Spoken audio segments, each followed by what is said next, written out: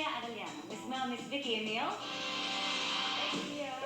Salamat, Tia. At yan ang mga balita ngayong Lunes. Ako po si Mel Tiangco. Ako po si Vicky Morales para sa mas malaking misyon. Para sa mas malawak na paglilingkod sa bayan, ako po si Emil Sumangil. Mula sa GMA Integrated News, ang News Authority ng Pilipino. Nakatuto kami 24 oras.